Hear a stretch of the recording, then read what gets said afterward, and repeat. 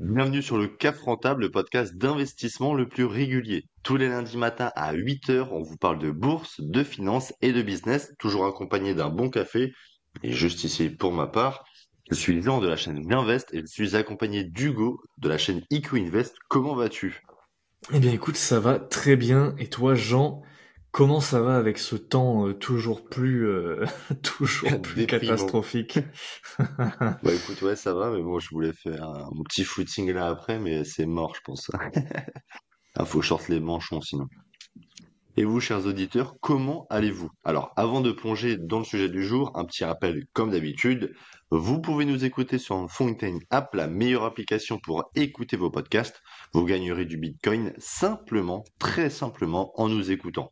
Et si vous souhaitez nous soutenir, vous pouvez aussi nous en envoyer en retour. Et bien sûr, comme d'habitude, vous pouvez aussi nous écouter sur toutes les plateformes de podcast classiques. Laissez-nous des avis et des notes 5 étoiles, hein, ça nous aide énormément et c'est le mieux. Ainsi que sur YouTube, bien évidemment. Abonnez-vous à la chaîne Le CAF Rentable et à la page Instagram Le CAF Rentable. N'oubliez pas de vous abonner aussi à nos chaînes YouTube respectives, donc J'investe et EquiInvest, pour ne rien rater de nos contenus et nos pages Instagram également du même nom. Exactement. Et si vous voulez approfondir, n'oubliez pas d'aller jeter un œil au site internet www.eq-invest.fr. Vous y trouverez plein de ressources utiles, notamment le centre d'aide pour ceux qui utilisent l'application que je mets à jour toutes les semaines, et la bibliothèque de l'investisseur où vous retrouverez tous les liens des livres, notamment desquels on parle dans les podcasts et qui ont été très utiles pour développer nos compétences en bourse ou autre. Et ceci étant dit, donc, Jean, aujourd'hui, de quoi est-ce qu'on va parler? Ben, écoutez, aujourd'hui, en fait, la semaine dernière, alors, pour ceux qui n'ont pas écouté le podcast de la semaine dernière, je vous conseille vraiment de commencer par celui de la semaine dernière parce qu'en Ouais. fait, on a voulu faire un podcast assez complet, mais bah, vous le savez, on aime beaucoup parler avec Hugo, du coup, on n'a pas eu le temps de le finir et on s'est dit, autant en faire une partie 2 un peu plus complète où vraiment là, à la fin, vous aurez vraiment notre avis complet sur les ETF, sur même les actions, enfin plutôt l'intérêt des actions face aux ETF. Voilà.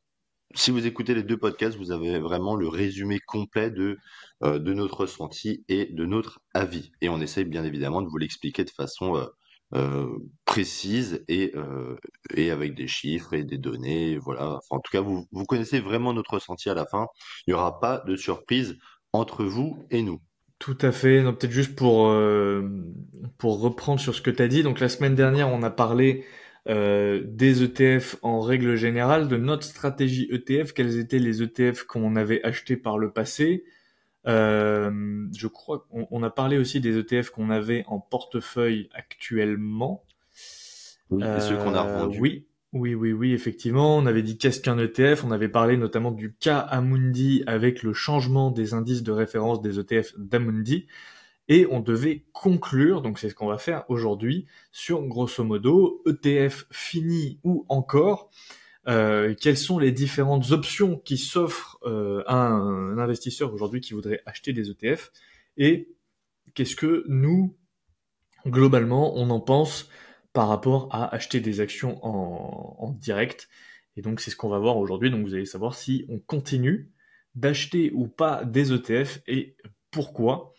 Et pour commencer, on va un peu décortiquer les différentes options d'ETF qui s'offrent à nous, à commencer par les ETF sectoriels.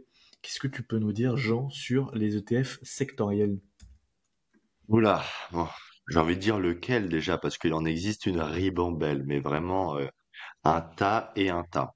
Donc les ETF sectoriels, hein, pour ceux qui savent pas, je vais vous donner deux exemples et il va y avoir les ETF sectoriels, donc l'Eurostock 600, je sais pas, technologie, le healthcare, celui qui va représenter la santé, les banques, les matières premières avec le gaz et le pétrole notamment, mais il y a aussi les sous-sectoriels, hein, parce que quand il y en a plus, il y en a encore. Donc après, il va y avoir des ETF lithium and battery tech, donc pour tout ce qui est la batterie, enfin là en gros vous allez avoir une prédominance de Tesla par exemple. Il va y avoir aussi le sous-sectoriel sur la robotique et l'IA, même sur l'obésité. tu vois, même sur l'obésité. Et quand j'ai préparé le podcast, j'ai trouvé un super exemple. Il y a un ETF sous-sectoriel, le ticker ESPO, qui lui est un ETF sous-sectoriel sur le vidéo gaming et l'e-sport, sur la compétition sportive, donc dans les jeux vidéo. Comme quoi, vraiment, on trouve de tout. Alors, personnellement, pour moi, les ETF sectoriels, ou enfin sous-sectoriels, on va tout mettre dedans, ça n'a pas vraiment d'intérêt. Ça n'a pas vraiment d'intérêt. Pour moi, c'est plus raisonnable d'acheter directement les tops du secteur, parce que dans un ETF sectoriel, on va prendre la technologie, tu vas retrouver du Microsoft, tu vas retrouver surtout technologie, autant acheter un Nasdaq, tu vois. Mais je sais pas on va prendre quelque chose de plus simple. On va prendre banque sous-sectoriel, enfin le sectoriel de la banque. On va pas retrouver Société Générale en top niveau, tu vois. Mais par contre, Société Générale, BNP, etc. vont quand même être dans cet ETF. Mais par contre, vous allez retrouver du JP Morgan, du Goldman Sachs, du Morgan Stanley. Moi, je pars du principe où il faut quand même tout simplement acheter le meilleur du secteur et ne pas vous prendre la tête avec, je sais pas, les banques un peu plus inférieures, je sais pas, comme Iberbanco, enfin les banques espagnoles ou italiennes. Voilà, donc il n'y a pas vraiment d'intérêt. Ce que je vous conseille, c'est vraiment d'éviter d'acheter tout l'eau avec les bonnes et les actions pourries. Personnellement, moi, je préfère être sélectif. Et c'est ça le stock picking, hein. Donc je peux prendre l'ETF sectoriel en base d'idées, tu vois. Je vais aller sur l'ETF, ce qu'il propose dans la composition, et faire mon stock picking dedans. Je vais regarder quelles actions sont top niveau et regarder ensuite faire mon analyse pour choisir laquelle action je choisis. Mais acheter tout tout l'ETF sectoriel, pour moi, ça n'a pas trop d'intérêt. Et puis il y a aussi trop de frais. En fait, moi je pense que c'est vraiment ça le problème. C'est que niveau performance, il y en a vraiment qui sont très performants. On peut prendre le healthcare ou le technologie. Par rapport à S&P 500, j'avais comparé, c'est limite au-dessus. Enfin, en tout cas, technologie, ça c'est sûr. Mais c'est vraiment les frais qui sont mais faramineux, faramineux. Mais je vais vous donner des exemples juste après. Toi, Hugo, le TF sectoriel, qu'est-ce que tu peux nous en dire? Bah, effectivement, moi c'est un sujet que je revois souvent, notamment en contre-argument du stock picking. Tu vois, je me rappelle notamment sur la vidéo Fortinet, j'avais fait l'analyse de Fortinet et de Qualys, ou même sur les semi-conducteurs. Tu vois, c'est quelque chose qui est souvent revenu. C'est ok, t'analyses les semi-conducteurs, t'analyses Fortinet, machin. Pourquoi tu te fais chier et pourquoi tu achètes pas directement un ETF sectoriel cybersécurité? Bah en fait, pour moi, ça a vraiment pas d'intérêt et je pense que les ETF sectoriels, c'est vraiment un truc que vous devriez éviter d'acheter parce que tu vas te retrouver avec le pire des deux mondes. C'est-à-dire que tu vas te retrouver avec un ETF hyper concentré. Tu vois, là, je te prends l'exemple, je suis sur la fiche Just ETF du First Trust Nasdaq Cyber Security. Tu as 27 positions dans l'ETF, donc tu vois, c'est quand même vachement concentré pour un ETF. C'est un ETF avec beaucoup de frais, 0,6, et avec assez peu de taille, 726 millions, tu vois, dans le fond. Bon, l'ETF, est-ce qu'il surperforme le S&P 500? On va tout de suite regarder. Non, l'ETF sous-performe le S&P 500. Tu vois déjà. Donc, t'essayes de miser sur un secteur particulier parce que tu penses qu'il va avoir de l'avenir pour au final te retrouver à sous-performer le S&P 500. Donc déjà, niveau performance, aucun intérêt. Deux, quand tu regardes les principales positions de l'ETF, t'as Infosys, Palo Alto Network, Broadcom, Cisco Systems, CrowdStrike, Fortinet, Checkpoint Software, CyberArk, Cloudflare, Zscaler. Le problème, c'est que si tu achètes cet ETF sans comprendre l'écosystème de la cybersécurité et que tu te dis je vais juste acheter ça pour profiter de la cybersécurité parce que j'ai entendu que ça allait bien performer, bah, tu vas acheter toutes les entreprises du secteur mais sans savoir quels sont les gagnants et quels sont les perdants et sans comprendre les tenants et les aboutissants du secteur.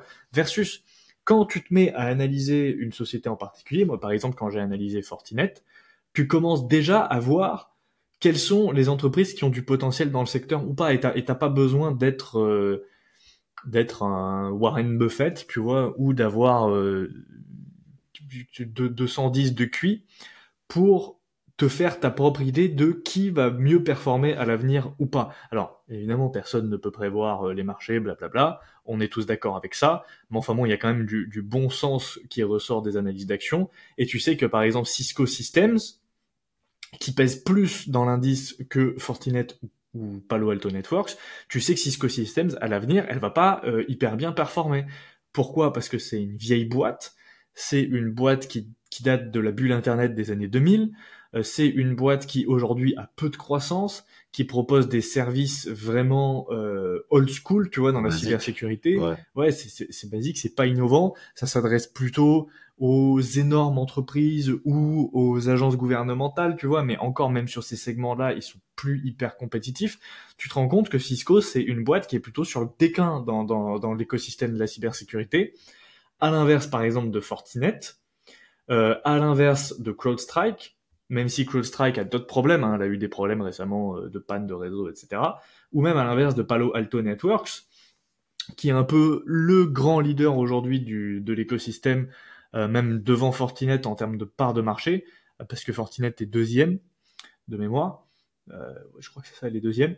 Mais pareil, si tu analyses un peu, tu te rends compte que Palo Alto, à l'inverse de Fortinet, par exemple, c'est une société qui n'est pas rentable, ou en tout cas qui est rentable depuis très peu de temps. Donc, est-ce que toi, en tant qu'investisseur, tu as envie d'investir dans une société qui est pas rentable, ou est-ce que tu as envie d'investir dans une société qui est sur le déclin?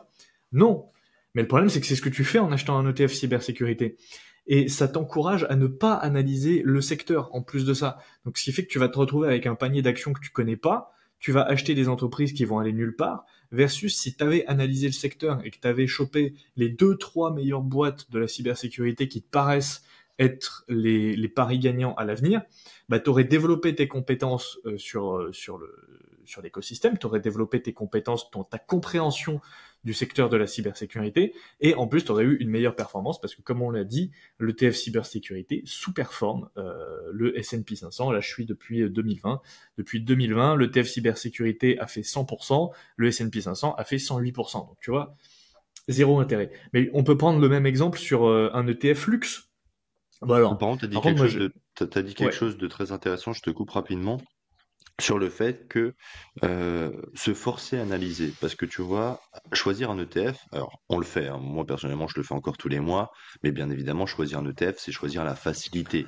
Tu choisis l'ETF, t'en as rien à faire de la macroéconomie, t'en as rien à faire des résultats économiques de tel ou tel pays, t'en as rien à faire des trimestres de telle ou telle entreprise. Pourquoi? Parce que ton entreprise, tu peux même choisir Microsoft, ça va peser au bas mot 6% de ton ETF.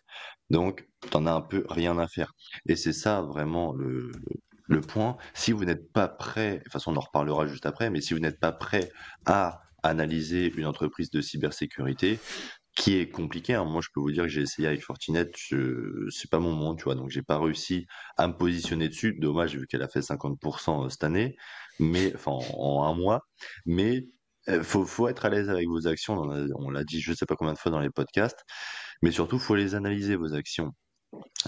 Et si vous n'êtes pas prêt à analyser les actions, est-ce que vous serez forcément aussi à l'aise à détenir un ETF ultra segmenté, bah là pour le coup cybersécurité? Moi, honnêtement, je pense pas. Je pense que si vous achetez même un ETF sectoriel, vous devez vraiment connaître le secteur et forcément, comme a dit Hugo et comme on a dit juste avant, dans l'ETF cybersécurité, il y a 28 positions, donc c'est assez quand même, c'est assez restreint. Honnêtement, il y a de très grandes chances que il y en ait j'ai envie de dire les trois quarts des actions qui font des performances de merde. Donc directement, bah, essayez de vous intéresser aux meilleurs du secteur, essayez de les analyser. Au moins là, vous serez pas un aficionados, mais vous serez vraiment comment dire, un spécialiste entre grosses guillemets du hmm. secteur et vous serez à l'aise avec votre portefeuille et vous serez à l'aise avec l'action que vous détiendrez. Enfin, tout ça pour Tout dire à fait. que si vous optez pour la cybersécurité, vraiment, faites attention et Hmm. faites une bonne analyse et choisissez la meilleure. Et on peut donner un autre exemple, tu vois, le TF Luxe. Ouais, Euh, Pourquoi acheter LVMH ou Hermès si tu peux acheter un ETF Luxe? Amundi S&P Global Luxury, tu vois, par exemple, là je l'ai sous les yeux, ticker G Lux, Il est assez connu d'ailleurs, cet ETF luxe. 0,25 de frais, réplication synthétique, 424 millions sur le fond. Alors je vous le dis tout de suite, hein, sans surprise, l'ETF sous-performe le S&P 500 et vous allez très vite comprendre pourquoi. Donc depuis 2011, le S&P 500 a fait 630%, l'ETF luxe a fait, accrochez-vous bien, 360%, donc quasiment la moitié. La moitié. Ouais, moitié la moins, moitié. quasiment moitié moins. Donc déjà inutile. Si vous comparez, pour vous donner un ordre d'idée, si vous comparez Hermès ou LVMH au S&P 500, les deux sociétés explosent le S&P 500 sur la même période. Ouais, sur la même période, c'est clair qu'il n'y a pas photo, ouais. Ah ouais. Maintenant, si tu regardes un peu la composition du Amundi S&P Global Luxury, tu vois le top 10. Hermès, Ferrari, Richemont, LVMH, Mercedes, Royal Caribbean Cruises, Marriott, Diageo, Hilton, L'Oréal. Alors moi, je vous le dis tout de suite, pour ceux qui ont déjà analysé des sociétés du luxe, dans le top 10, là, tu as 1, 2, 3, 4, 5, 6. Déjà, sur 10 sociétés, t'en as 6 qui ne sont pas du luxe. Ferrari, tu considères ça comme du luxe? Ouais, Ferrari, c'est du luxe. Hermès, Ouais, c'est du luxe. ouais. Richemont, c'est du luxe. LVMH, c'est du luxe. Mercedes, Royal Caribbean Cruise, Marriott, Diageo, Hilton et L'Oréal, c'est pas du luxe. Tout Non, c'est simplement, du c'est pas du premium. luxe. L'Oréal a une petite partie de luxe, mais c'est que dalle sur son segment. Enfin, Non, c'est juste c'est un rien du segment tout. de son C'est de business. la grande distrib, limite. C'est ça. Hilton, c'est du premium. Mercedes, c'est du premium. C'est pas du luxe. Mercedes, tu compares pas ça à un Ferrari. Marriott, pareil, c'est ok, c'est des hôtels premium, mais c'est pas, voilà. Et Diageo, les gars, c'est Pernod Ricard. Diageo, Ouais, mais c'est c'est ça, mais Pernod c'est Ricard l'équivalent. anglais. Absolument. Littéralement. Absolument. Diageo, c'est Guinness, c'est William Ouais, Campbell, c'est pas du luxe. ouais. Et C'est pas du luxe. Royal Caribbean, c'est les ferries, c'est les croisières. Ouais, Mais là aussi, les croisières, c'est des croisières c'est de des vacances, en retraités. fait. Ouais, c'est ça, C'est le pas du boomer. luxe. C'est pas du luxe. Donc déjà, sur 10 positions, t'en as 6 qui sont de la consommation grand public et pas du luxe, tu vois. Donc, ou à la limite du premium pour Mercedes. Donc, Et à mon déjà, avis, il y c'est a un ça. problème. Et plus tu descends, plus tu vas tu vas retrouver les Estée Lauder, les Burberry, les Ouais, Kering, tu vois, qui sont les en Kering. perdition totale, hein. Mais c'est clair. Non, mais même Burberry, tu vois, Burberry a perdu 50 ou 70% cette année. Estée Lauder, c'est le L'Oréal, mais ultra bas. Hmm. Kering, bon, n'en parlons pas, tu vois, donc ça veut dire que vraiment.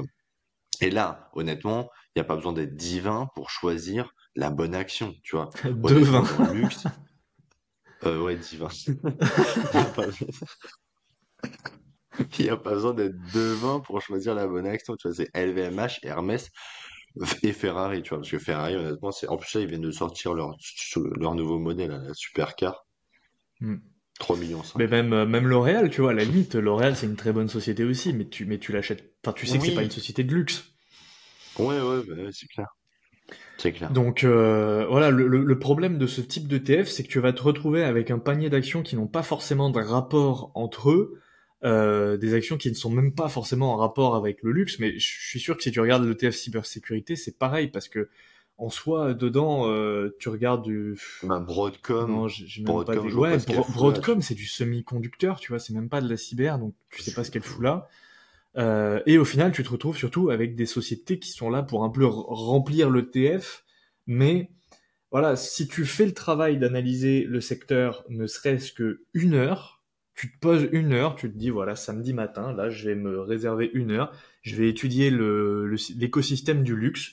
Tu prends le top 10 des boîtes de l'ETF Global Luxury et tu te dis ok, celle-là, quels sont ses points forts, quels sont ses points faibles, blablabla. Tu vas vite te retrouver en fait avec la conclusion que Mercedes t'en veut pas, que Diageo t'en veut pas, que Richemont t'en veut pas, que Hilton t'en Oh, veut pas. Richemont, j'aime bien, hein. Richemont, c'est luxe. C'est luxe, mais ça fait pas de perf. Et ça crache pas de, enfin, c'est pas une machine à cash comme Hum, Hermès ou LVMH, tu vois, hum. niveau Ouais, non, c'est sûr, ouais, fondamentaux, c'est le c'est, petit enfin, niveau LVMH. quantitatif, c'est pas dingue. Ouais, ouais, ouais. Voilà, le problème, C'est c'est clair. qu'en 1 heure, tu peux déjà écarter 80% de l'ETF. Donc, il vaut mieux passer 1 heure. Soit tu passes, en fait, c'est ça un peu. Le TF Lux, c'est un peu le cul entre deux chaises. Donc, soit tu te dis, moi, ça m'intéresse pas du tout. Je veux même pas passer 1 heure par semaine à analyser un secteur. Donc, tu prends un S&P 500. et tu vas battre les ETF luxe et les ETF cybersécurité. Soit tu te dis, ça m'intéresse, je vais passer 1 heure par semaine, et dans ces cas-là, pourquoi acheter un ETF luxe? Parce que tu as 80% des positions qui servent à rien. Tu peux directement, toi, prendre la décision d'aller acheter LVMH, d'aller acheter Hermès, et tu seras bien plus confiant sur tes positions que en achetant un ETF luxe qui détient le Pernod Ricard anglais, tu vois. C'est clair, c'est clair. Non, Enfin mais c'est voilà. clair. Moi, j'avais comparé, tu vois, pour compléter, j'avais comparé les frais aussi. Et tu vois, pour Ouais. les ETF S&P 500, type, on va prendre Vanguard et SPDR, il va falloir compter entre 0,03 et 0,10% de frais, ce qui est vraiment insignifiant. On en reparlera juste après, comme quoi nos ETF sur PEA sont un peu plus chers, mais ça arrivera juste après. Et les ETF sectoriels, il faut compter entre 0,10% minimum de frais. Et là, bah, celui que j'ai vu, il était à 0,68%, donc quasiment 0,70% de frais. C'est énorme. C'est vraiment scandaleux. Et pourtant, j'ai trouvé des gros ETF, hein. J'ai comparé le SPDR Financial Sector, 34 milliards d'encours sous gestion, le Energy Sector, 36 milliards, le Technologie, 57 milliards. Alors, le technologie, honnêtement, j'ai pas trop compris parce que quand tu regardes la composition, tu te fais découper au niveau des frais. Tu prends un Nasdaq, t'es très bien, tu vois. Très bien. De toute Bah, c'est façon, vous le ça. savez, pour moi, les ETF, c'est vraiment quelque chose de simple et rapide à mettre en place. Faut vraiment pas que vous preniez la tête. Commencez pas à vouloir vous diversifier en ETF, ça on en avait déjà aussi parlé.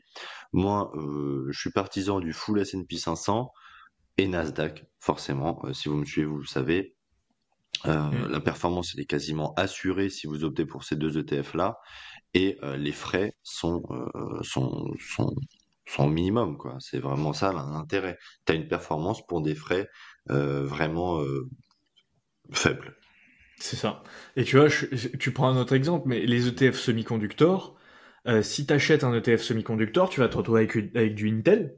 Déjà, tu vois, Intel, c'est une société, tu sais très bien qu'elle va aller nulle part. Donc pourquoi acheter du Intel? Et pareil, et si tu achètes l'ETF semi-conducteur, tu vas te retrouver avec du Nvidia, mais tu vas aussi te retrouver avec du AMD. Mais le problème, c'est que si tu investi dans Nvidia, pourquoi tu voudrais être investi dans AMD? Autant être investi dans le meilleur. Pourquoi tu voudrais le deuxième meilleur? Tu vois? C'est clair. Non, mais c'est vrai. Donc Il voilà, doit un être peu pour bien cher en conclure. plus, le semi-conducteur. De quoi?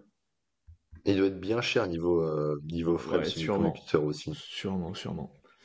Mais du coup, ouais, pour conclure un peu sur les ETF. Ah ouais, les ETF Water. Est-ce qu'on en parle des ETF Water? Oh là là là là. Ça aussi, hein, c'est terrible. Mais ça, on peut en reparler quand on parlera des matières premières, si tu veux. Ouais, même si c'est pas De toute façon, vraiment un ETF matière bah, de toute première, façon, mais oui. De toute façon, c'est simple à dire, hein. Le TF Water, c'est terrible. non, mais c'est une catastrophe le ETF Water, ça c'est Ouais, clair. c'est terrible. C'est le mixeur qui proposait. Ah, mais le TF Water, ouais, c'est de la merde. Effectivement, donc après les ETF sectoriels, il y a aussi un autre type d'ETF, tu vois, qui pourrait amener à être étudié dans le cadre d'une stratégie d'investissement. Ce sont les ETF matières premières, notamment les plus connus, les ETF Gold et les ETF Bitcoin maintenant qui ont fait leur apparition. Qu'est-ce que tu peux nous en dire, Jean, toi qui es d'ailleurs un fervent défenseur de l'or, hein? Bah, écoutez, oui, bah, le TF Spot Gold, lui, ça date depuis un petit moment, mais le TF Bitcoin, il a fait son apparition il y a vraiment peu de temps. Hmm. Moi, j'ai une grande question là-dessus. Sur si vous êtes investi dedans, posez-vous vraiment la question. Si vous êtes investi dans l'ETF Spot Gold, par exemple, est-ce que l'or papier est réellement backé à 100% en or physique? Est-ce que tout l'or, hein, je ne parle pas d'une partie, est-ce que tout l'or papier est réellement backé en 100% or physique dans les coffres? Voilà, vous pouvez le toucher et le fondre. Je pars vraiment du postulat que on n'est jamais mieux servi que par soi-même, et si tu veux que quelque chose soit bien fait, eh ben alors fais-le toi-même. Donc personnellement, si je dois acheter de l'or, je l'achète moi-même, je le stocke moi-même, je revends moi-même. C'est ça l'avantage de l'or, c'est ça le libéralisme, et c'est ça la décentralisation. Comme on en reparlera, je pense un peu plus tard, mais ne pas avoir constamment de tierces parties, ça peut être vraiment une très grande force. Et c'est ça, pour moi, l'avantage de l'or. C'est pas forcément, t'achètes de l'or justement pour faire tes échanges toi-même, revendre toi-même, gérer ton truc, ton stock toi-même, et pas non plus de dépendre des instances de régulation. Et c'est ça le gros problème dans l'ETF Spot Gold. Mais on en reparlera juste après dans l'ETF Bitcoin aussi. C'est que moi j'en suis persuadé que tout l'or papier, tout l'or que vous pouvez acheter n'est pas backé. Ça j'en suis persuadé. De toute façon, est-ce que l'on peut avoir confiance dans les États? Là aussi, vous pouvez poser vraiment une grande question. Il n'y a qu'à regarder les journaux. Après, sinon, niveau performance, bon, sans grande surprise, il est inférieur au S&P 500, mais ça c'est très normal. L'ETF Gold, c'est pas un ETF de performance, c'est un ETF de, comment dire, de valeur refuge. Vous achetez pas de l'or pour la performance, vous achetez de l'or pour vous baquer d'une potentielle baisse de marché, d'une potentielle récession ou crise de l'inflation, etc. Et de toute façon, j'en suis persuadé que l'or vaut plus cher que le S&P 500 si on prend en compte l'inflation. Et de toute façon, ça sera, je pense, le sujet de quelques vidéos dans pas longtemps. Tout à fait. Mais je ne vous en dis pas plus. Alors sinon, pour l'iShares Bitcoin Sport, donc iShares, L'iBit. comment? IBIT. IBIT. Comme IBIT, vous voulez. C'est le IB, ticker. ouais, IB. Mais il est pas dispo en Europe. Je Donc crois pas là, qu'il y ait d'ETF spot Bitcoin encore dispo en Europe, mais ça ne saurait tarder. non, non, tu l'achètes via ton CTO, je pense. Enfin, pas forcément sur le PEA, mais même en Europe, avec les normes UCITS, je suis pas sûr qu'il Ah y ait ouais? déjà des ETF spot Bitcoin comme il peut y avoir aux US. Ah, tu vois. Ah, je savais même pas, tu vois, pourtant, ça m'intéresse Mais pas. j'ai pas regardé, hein, donc je dis peut-être une connerie, hein. Ouais. Mais en tout cas, l'iShares, donc, c'est la maison mère, enfin, la maison de BlackRock pour les ETF. Donc, le principal fournisseur d'ETF. Il a été approuvé, donc, le Bitcoin Spot, le premier, oui, c'est ça, en janvier 2024. Donc, c'est vraiment au début de l'année. Et aujourd'hui, il y a 11 ETF disponibles, hein. Donc, forcément, quand il y a de l'argent à se faire, les ETF, les émetteurs sont là. Il manque pas d'imagination pour créer des ETF. Donc, 11 ETF disponibles. Les encours représentent à peu près un peu plus de 300 000 bitcoins au total, d'après ce que j'avais vu. Donc, c'est vraiment colossal, hein, 300 000 bitcoins en gestion. Pour le TF Bitcoin Spot, donc il y a un record aussi qui a été franchi pas plus loin qu'avant-hier, avec en moins d'un an le cap des 20 milliards de dollars de flux net entrants. Donc c'est vraiment, voilà, comment dire. De toute façon, on l'a vu notamment dans les ETF Gold. Beaucoup ont revendu leur ETF Gold pour acheter l'ETF Spot Bitcoin. Donc c'était vraiment quelque chose de très intéressant à voir parce que les fervents défenseurs de l'or sont restés en or, mais tu vois, ceux qui voulaient de la valeur refuge, mais on va pas se mentir aussi de la performance, bon ils n'ont pas hésité à revendre leur or pour acheter du Bitcoin. Donc c'était quelque chose de quand même intéressant à voir. Euh, pour finir juste sur cette partie, donc là on a parlé de l'or, un peu du Bitcoin.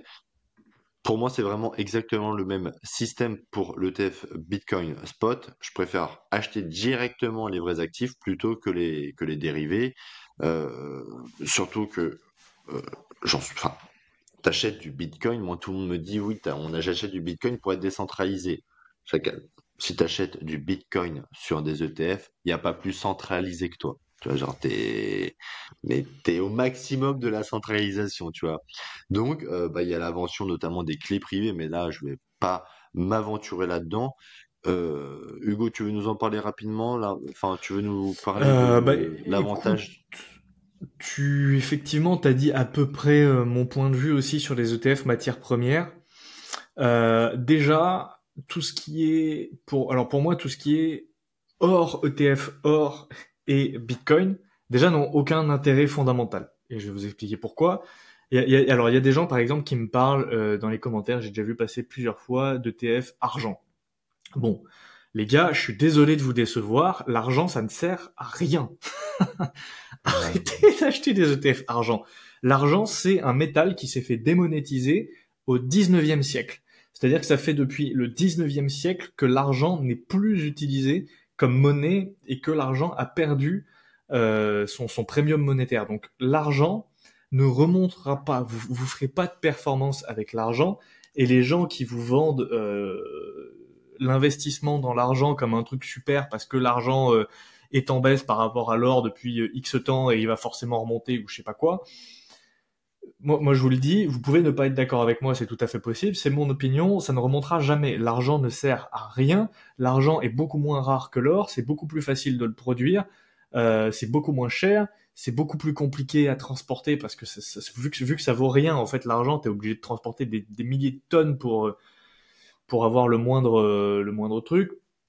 Les ETF à argent, en plus, ils sont pas forcément backés par du vrai argent, c'est un truc qui fait vraiment zéro performance, donc s'il vous plaît, arrêtez d'acheter des ETF argent. Mais c'est comme les ETF, c'est quoi, c'est le platine, le palladium, je sais pas. Il y a quelqu'un Ouais, qui m'a, palladium ou cuivre, enfin, ouais, il y a y a quelqu'un tout qui m'a type, hein. parlé de ça la dernière fois. C'est oui, l'or, d'accord, mais le palladium ou le platine ou je sais pas quoi, c'est encore plus rare que l'or.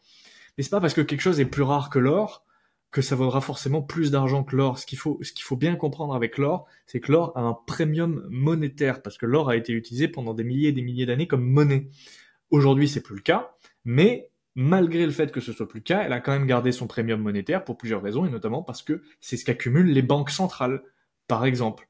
Les banques centrales, elles accumulent pas de l'argent, les banques centrales, elles accumulent pas du Du palladium, tu vois, palladium. elles accumulent pas du cuivre, les banques centrales, elles accumulent de l'or, et c'est pour une bonne raison. Donc, Hmm.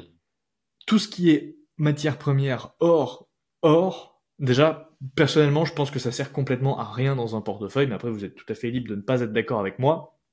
Et justement, alors là, je vais faire une petite parenthèse rapide hein, pour le podcast en règle générale. On a eu un commentaire récemment d'une personne qui disait qu'il trouvait qu'on n'était pas assez humble dans les vidéos, notamment parce qu'on exposait nos opinions de manière assez tranchée.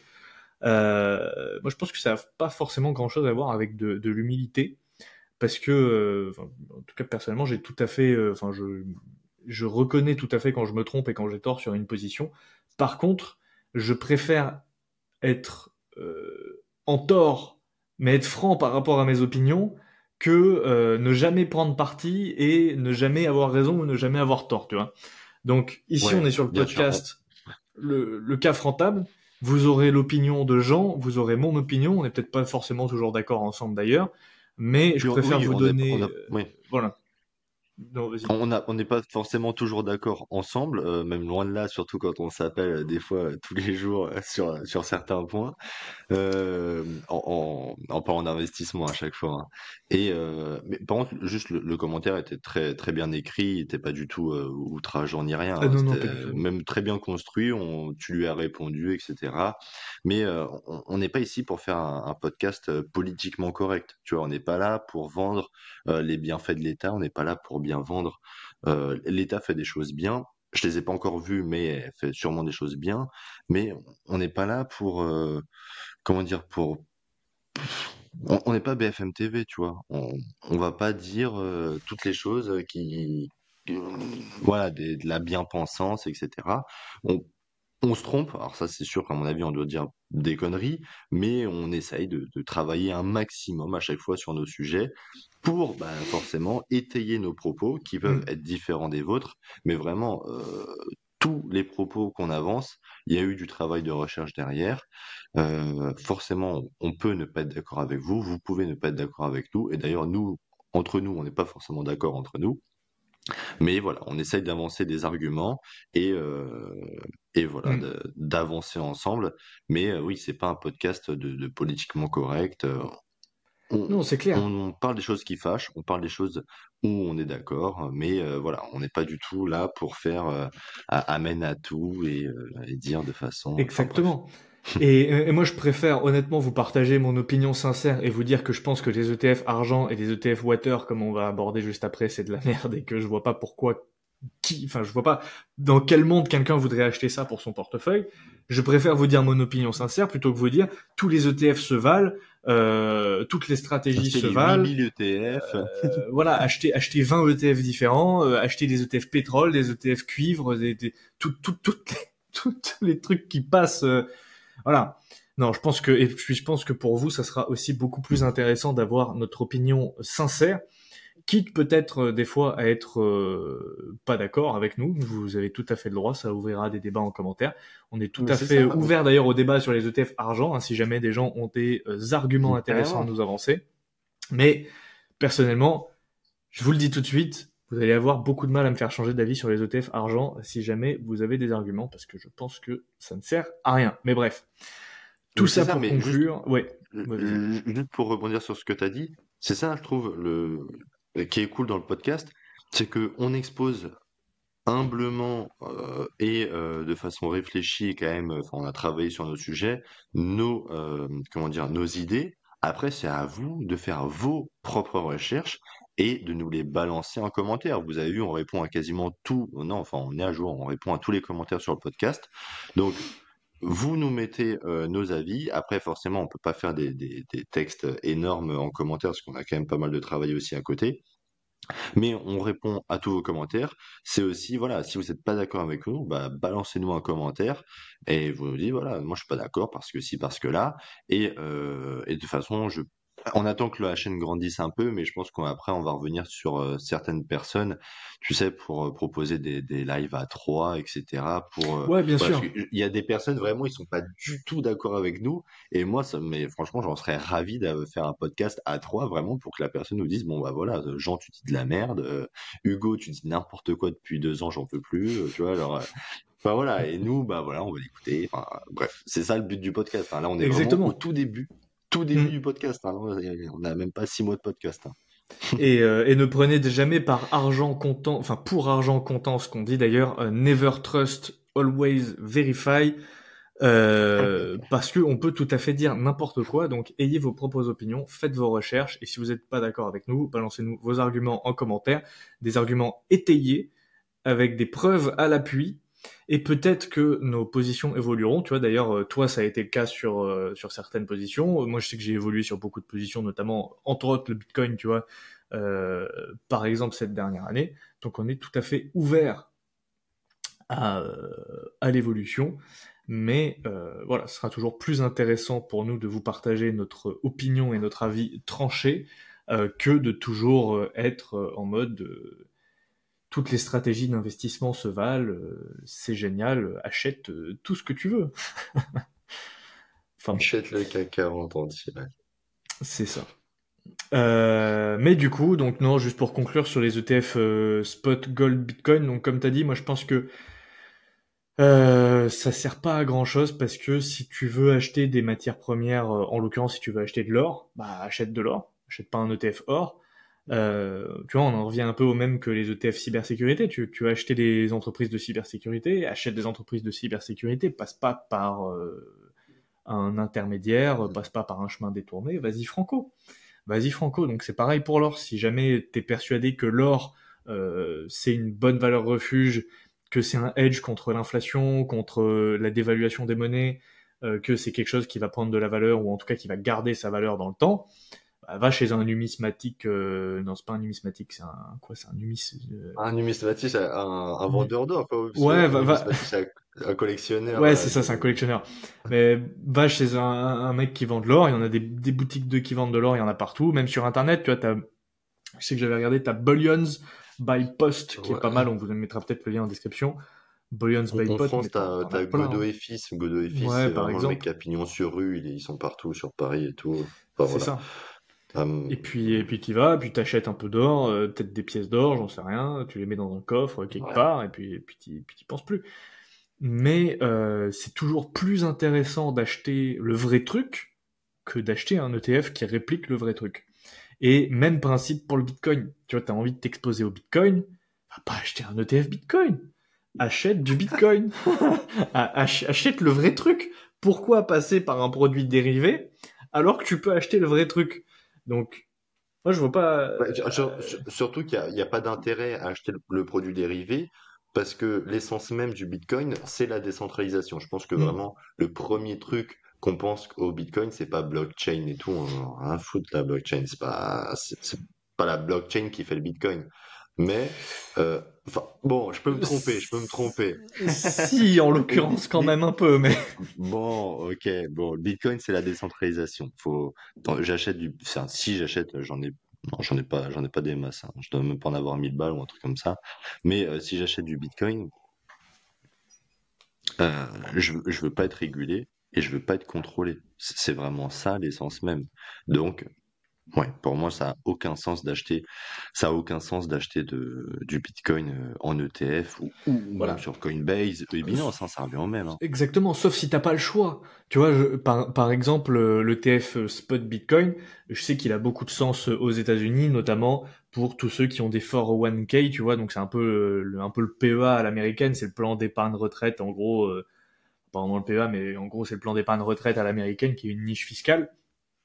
Aux États-Unis, par exemple, l'ETF Spot Bitcoin, il a beaucoup de sens dans ce cadre-là parce que c'est un ETF que tu peux ajouter dans ton 401k, mais tu pourras jamais acheter du vrai Bitcoin au travers de ton 401k. Donc, dans certains cas, si t'as pas le choix, oui, ça peut avoir de l'intérêt. Mais là, en l'occurrence, en tant que particulier, surtout en Europe, on n'a pas de 401k, en France non plus, tu pourras jamais acheter d'ETF Spot Bitcoin dans ton PEA, ça c'est sûr. Donc, Ou dans l'assurance vie, mais bon, je pense pas que c'est demain la veille que ça arrive dans l'assurance vie, hein. non, c'est clair. Donc, autant acheter le vrai truc, quoi. Autant acheter le vrai truc. Et Et- Est-ce ouais. que tu penses que les ETF Bitcoin sont backés 100% avec des vrais Bitcoins derrière? Alors, on peut jamais être sûr à 100%, mais alors honnêtement, je pense que ça serait très dur de. En fait, c'est hyper dur de Ouais, tricher sur le Bitcoin parce que tu peux le vérifier à tout moment. Autant l'or, on te dit oui, l'or, il est dans un coffre quelque part. J'ai tant de tonnes d'or, mais personne va aller. Enfin, c'est hyper compliqué d'aller physiquement, d'aller vérifier le truc toi-même. Alors que pour vérifier que les ETF Bitcoin soient backés, il suffit que l'émetteur de l'ETF publie la- l'adresse, par exemple, du portefeuille qui détient les Bitcoins, et tout le monde peut aller vérifier en 2 secondes sur un site comme, alors non, peut-être pas Mempool, mais sur un site qui te permet de vérifier donc les adresses Bitcoin et de voir en temps réel combien il y a de Bitcoin sur l'adresse. Donc c'est hyper simple de le vérifier. Est-ce qu'ils le partagent? Je suis ok. pas sûr. Je suis pas sûr que ce soit public, mais tu as certaines sociétés aux États-Unis comme River par exemple, qui est une société américaine qui te permet d'acheter du Bitcoin, qui en a fait son cheval de bataille et qui elle publie tous les mois un rapport avec son portefeuille Bitcoin et le solde qu'il y a sur le portefeuille et tout un stratège, enfin tout un système en fait avec des transactions machin qui prouvent que le portefeuille est bien backé, etc. Et l'avantage c'est que tout le monde en temps réel peut vérifier cette adresse et peut vérifier combien il y a de Bitcoin dessus. Donc en fait c'est hyper simple à vérifier le Bitcoin. Donc j'ai envie de dire il n'y a pas vraiment Ouais, d'intérêt à tricher ok. dessus. Après si triche il doit y avoir, évidemment il y en aura.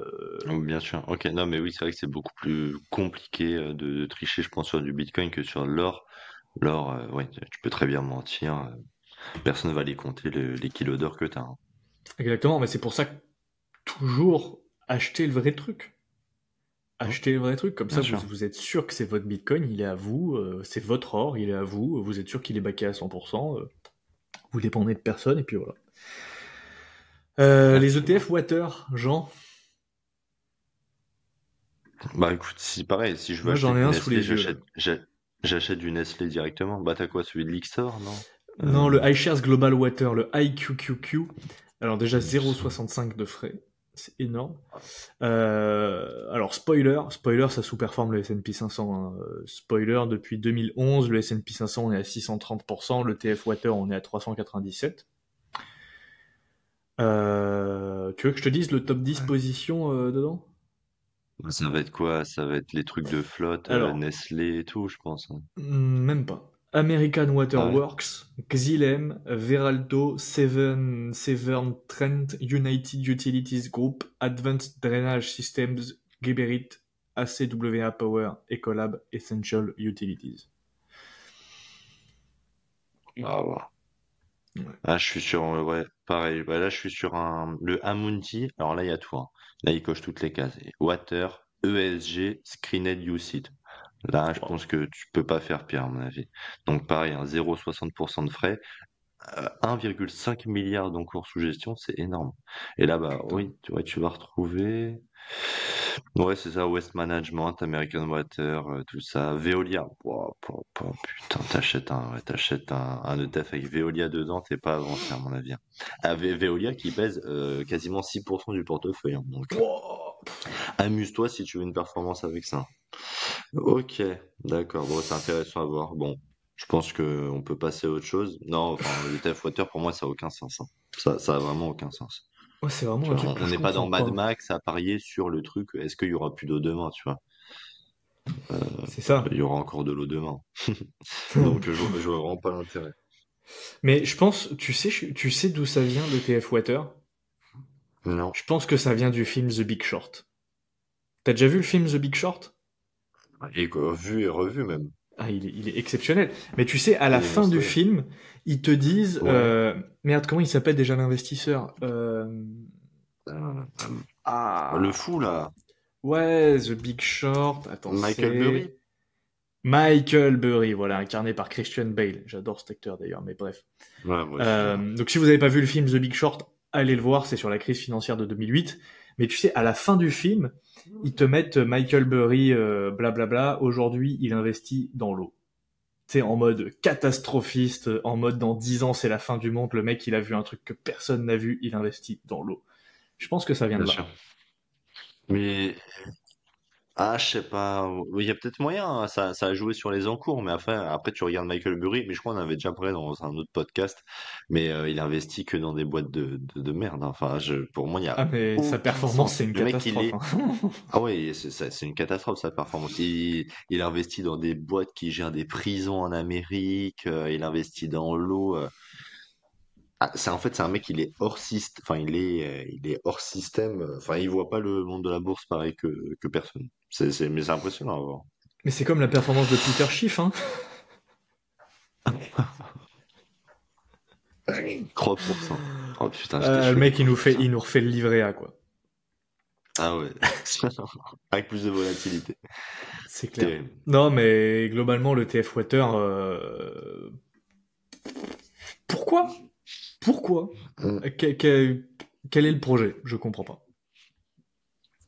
Quel est le projet? On passe, on passe, Dites-nous en commentaire hein, si vous avez un ETF Water, pourquoi est-ce que vous l'achetez et quelles sont vos convictions dessus.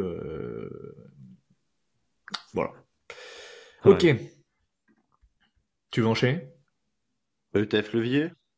Vas-y, ETF levier. ETF levier. Donc ETF levier, en gros, vous prenez, bah, il y a le plus connu, enfin, un des plus connus, on va dire, le CAC 40 leverage x2. En gros, vous prenez la performance du CAC 40. Si elle fait, vous prenez la performance du CAC 40 quotidienne et vous la multipliez par x2 si c'est un leverage x2 et bah, vous la divisez par 2 si elle est inférieure. Je Enfin, crois que non, c'est un multiplié truc par comme deux ça. aussi, mais... Oui, c'est ça, c'est multiplié par deux, mais daily. Oui, Donc, c'est-à-dire que ça se reset tous les jours, en fait. ouais, voilà, tous les jours, en gros, tu prends la performance et ça fait x2, donc à la hausse comme à la baisse. Alors, j'ai pas encore trouvé l'intérêt de l'ETF effet levier. Pour Alors, moi, il c'est paraît que vraiment ça a une l'ETF meilleure pour les imp. performance sur le long terme.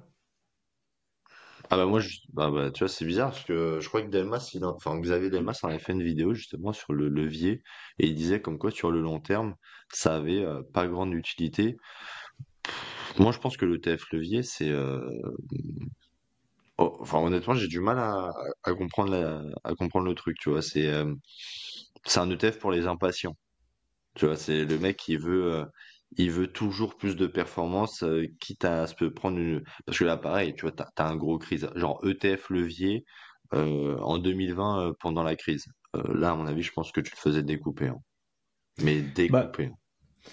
déjà, ce qu'il faut comprendre avec le TF levier, c'est que vu que la performance est multipliée par 2, c'est très simple. Déjà, si un indice que tu suis prend moins 50% en un jour, alors moins 50% en une journée, on est d'accord, c'est quasiment impossible, hein, mais bref, on sait jamais. Ça veut dire que toi, tu fais moins 100%, donc en fait, t'es liquidé. T'as plus rien, Non. vu que c'est x2. Parce que si t'es pas en levier, le maximum que tu puisses faire, c'est moins 100%, mais enfin, tu perds rien, juste, enfin, t'as plus d'argent. Mais et moins 100%, c'est impossible en soi. Tu peux pas faire moins 100%.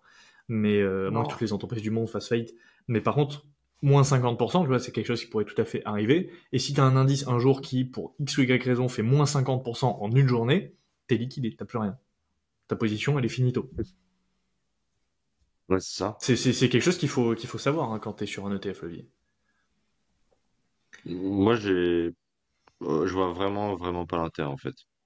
Je pas.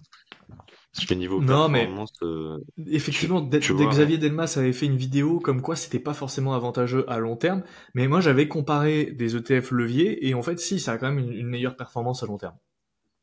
ah Euh, ouais. ouais, je sais Bah, plus tu vois, lequel. Je suis sur le CAC 40. Le CAC 40, donc de chez Amundi, leverage x2. Depuis le début de l'année, il a une performance négative de 0,99. Enfin, il est à moins 0,80, moins 1%, on va dire. Ouais. Euh, moins 1%. Et le CAC 40, quoi? Mais il a aucune performance, le CAC 40, ce mois-ci, cette année. Non. Putain! Ah bah oui, bah, de toute façon, vu que c'est x2, oui, c'est 0,93. Ah, attends, c'est pas possible, le CAC 40. Ah ouais, j'avais même pas vu. Tu vois, j'ai investi tellement pas en France. Ah, mais Mais par contre, c'est vrai que sur le long terme, ah ouais, sur le long terme, c'est mieux. hmm. Ouais, sur le long terme, il paraît que ça a une meilleure performance. Et moi, je vois souvent des mecs qui me disent pourquoi pas acheter un ETF Nasdaq x2, tu vois. J'ai Bah, envie de dire, accroche-toi pour la volatilité, par contre, hein. peut-être que sur le long terme, tu auras une meilleure performance. Ok, pourquoi pas. Est-ce que tu es vraiment à l'aise à être investi dans un ETF levier jusqu'à ta retraite, tu vois? Non, mais tu vois, honnêtement, au vu de la performance, tu vois, le Amundi CAC 40 leverage x2, 700% de performance sur le maximum, donc depuis 1994, contre le CAC 40, bah, 300%. Ah ouais. C'est pas mal, hein? Ah ouais, c'est pas mal. Bon, là, vous venez de voir en direct live comme quoi le leverage, honnêtement, faut que je m'y penche dessus. Je, tu vois, tu fais un Nasdaq x2 leverage, tu fais ça 5 ans, t'es au top. Non, en vrai, je sais pas, mais ouais, ça peut être. Pourquoi pas? Je sais pas. Honnêtement, là, les amis, Amundi Nasdaq 100 Daily x2. Alors écoute, on va aller voir ça tout de suite. Amundi Asset Management. Paf, on va comparer. Pourquoi ils mettent jamais le ticker sur les sites? Le site de Boursorama, c'est le pire. ah oui. Le pire, Il est horrible. Il il est est horrible, ce affreux ce site. site. Ah là, Et puis même Just le ETF. graphique, il est dégueulasse. Oh. Alors attends, c'est quoi? C'est le PUST, le PUST, Amundi Nasdaq 100. Donc on va comparer le LQQ, donc Amundi Nasdaq 100 Daily x2, avec le Amundi PEA Nasdaq 100, donc le PUST. Hop, on va mettre ça. Paf, max. Wow. Ah ouais. Ah ouais. C'est pas mal. C'est pas mal, hein. Attends, je vais le prendre en screenshot. On vous le mettra au montage dans la vidéo. En direct live. Alors, pour te donner un ordre d'idée, le Amundi Ouais. x2, depuis 2014, il a fait 1900%. Versus le Nasdaq classique, il a fait 600%. Ouais. À ce Ah stade-là, ouais? tu parlais de la retraite, tu l'as dans pas longtemps, la retraite, avec Ah ça. ouais. Purée. Putain. Je comprends pourquoi il y a des mecs dans les commentaires qui me disent moi je suis en all-in Nasdaq x2, tu vois. Ah ouais, franchement, n'hésitez pas à nous renvoyer un commentaire aussi sur. Ah ouais. Oh. C'est vrai que moi C'est pas mal, hein. j'ai toujours eu beaucoup de mal psychologiquement à me dire les ETF leviers c'est bien parce que Mais c'est mais pas les mal. chiffres sont là, les chiffres sont là. Écoutez, les chiffres sont là. Ah ouais. Bon, à voir. Tu vois, le TF levier, faut qu'on se penche dessus. Je pense qu'on pourrait en faire un podcast même, je Ouais, pense, sur le TF je levier, pense que l'utilité de l'ETF levier. carrément. De chercher les points positifs et les chercher les points négatifs. Ah bah, les points positifs, c'est clairement la perf. Hein. Là, y a pas photo. Hein. 1900% versus 600%. Je suis désolé, moi, je suis à deux doigts de signer là. Moi, je te laisse les 0,30% de frais en plus, hein. Moi, il n'y a pas de souci là-dessus, hein. Ah, c'est clair. Waouh. Ah, c'est violent Ouais. comme perf. Hein. Ah, c'est violent, de ouf. Bah écoutez, Je... ETF levier, peut-être pas forcément d'avis tranché finalement, donc Faut qu'on se penche dessus. ouais. Faut qu'on se penche dessus. Tu le sens, le TF Nasdaq levier x2 arriver, hein. Non, mais je sais pas. Franchement, je sais pas. Ouais, je Ça vais me voir, paraît on trop beau verra. pour être vrai. Les ETF leviers, Faut que... il y a forcément une anguille sous roche. C'est pas possible. Moi, je pense qu'à mon avis, ça doit être un sacré produit dérivé, quoi. Donc, s'il y a Ah bah, c'est s'il y sûr. a s'il y a un pépin, ça va faire mal, hein. Mais bon. C'est sûr, c'est de la réplication synthétique. Mais j'ai envie de te dire, tous les ETF PEA sont sur de la réplication synthétique. Donc, Absolument. Bon, on va se pencher dessus. Ça hmm. peut être intéressant. Tu veux qu'on passe aux ETF indiciels? Ouais, les ETF indiciels, bah écoute, vas-y. Qu'est-ce que t'en penses, toi, globalement? Ouais, j'ai envie de dire, c'est très bien. C'est ce que je fais, tu Top, vois. hein? Donc, je fais très simple, hein. S&P 500 et Nasdaq, ça me suffit. Le S&P 500 pour la performance tranquille et le Nasdaq qui va venir gratter la performance, un peu plus de performance au S&P 500, parce que historiquement, c'est quand même les boîtes technologiques qui font mieux que le marché. C'est pour ça que j'ai ces deux ETF, mais je l'avais expliqué dans la première vidéo, enfin dans le premier podcast. Bon, ETF indiciel, c'est très bien, mais tu vois, je veux pas aller me mettre sur du MSCI Chine. euh, Enfin, c'est fini tout ça.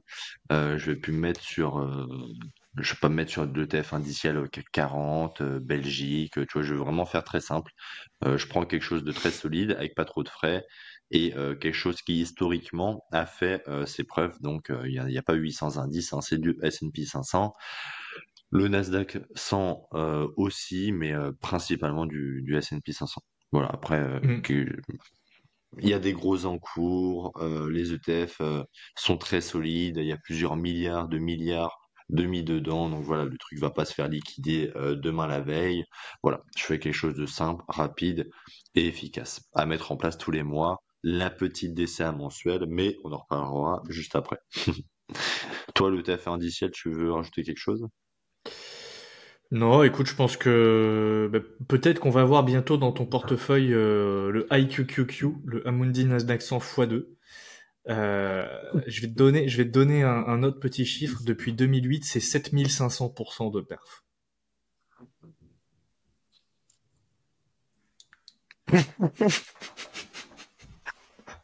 C'est Putain, violent. ouais. Non, mais ETF indiciel, moi je suis à peu près d'accord avec toi. Je pense que on a déjà parlé en long, en large, en travers des ETF MSCI World, des ETF Emerging Market. Moi, si on a deux que je devais retenir, ce serait le S&P 500 et le Nasdaq, pour plein de raisons dont on a parlé dans le premier épisode. Donc, on va pas forcément se réétendre dessus, mais ce sont pour moi les seuls ETF qui ont un intérêt, puisque si tu veux aller plus loin dans voilà, ETF matière première, bah, achète la matière première. Euh, ou si tu veux t'exposer à un secteur spécifique, prends des entreprises que tu as analysées dans le secteur spécifique. Mais ça a pas, pour moi en tout cas, ça n'a pas d'intérêt de faire de l'entre-deux. C'est soit tu prends un ETF indice large et t'es sur du passif, soit tu veux pas faire du passif et tu fais du stock picking. Mais faire du stock picking d'ETF, ça marche pas. Non, oui, ça marche pas, c'est clair.